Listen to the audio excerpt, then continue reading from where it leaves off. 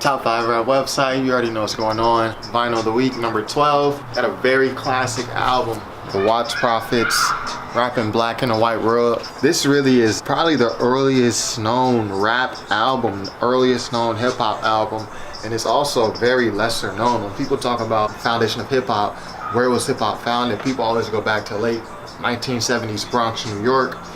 But The Watts Prophet predates all that. This is, as you can see, 1971, you know, so this is almost 1960s, right? The turn of the decade in the 1970s coming from the 1960s.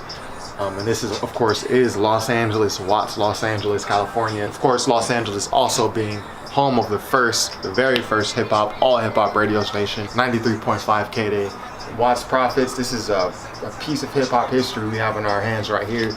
And you can see that their album cover kind of represents what was going on at the time. You can see Malcolm X here. You can see the Huey Newton graffiti on the brick wall. You know, Black Panther in the newspapers. And, you know, just more Watts, Los Angeles imagery. We'll flip to the back. You know, kids, you know, playing around summertime with the tires, pawn shops, loan sharks. You know, the normal things you'll find in Los Angeles at that time. So yeah, Rappin Black and A WhiteWorld. I actually just listened to this album again this morning, and it really hits because all the social messaging is very relevant to this day. But look at here, you know, America.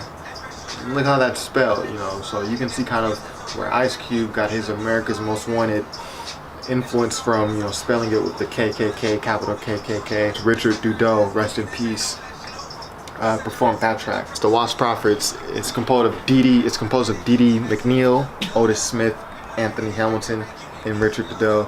Otis Smith, he changed his name to Otis Solomon later in his life.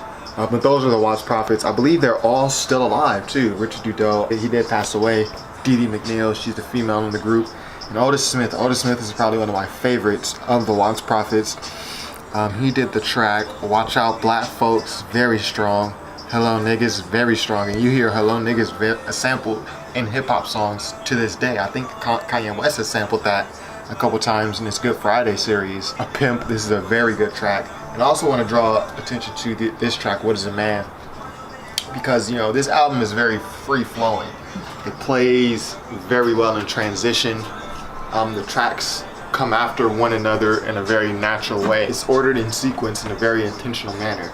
So the tracks kind of go in and out with each other. So once you get to What Is a Man, it kind of breaks down into 3 other songs. So Dee McNeil, she poses the question, what is a man?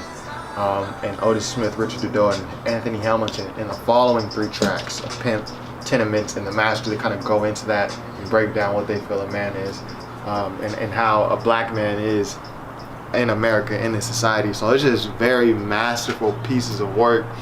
And again, this is one of the first hip hop albums, so they have the transition, the concept, the conceptual theme, they have it all down packed already. Oh, there's a difference between a black man and a nigga.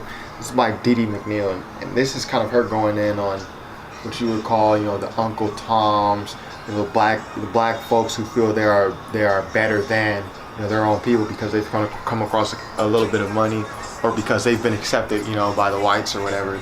You know, so Dee McNeil, she really gets into that on this track. Some of my favorite songs, definitely there's a difference between a black man and a nigga. Hello Niggas. And also, the use of the N-word. Let's really get into the use of the N-word on this album. Because NWA took a lot of hit. Straight Outta Compton came out in 1988. And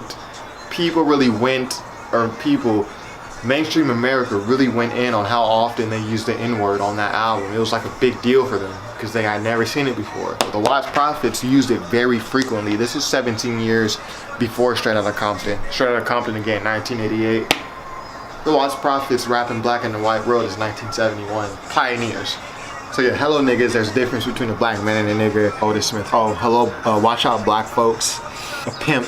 You know, Otis Smith, he's my, Otis Solomon, I should say, he's my favorite, you know, on this album, but they all did a great job. And you can see this is recorded in West Jefferson Boulevard in LA.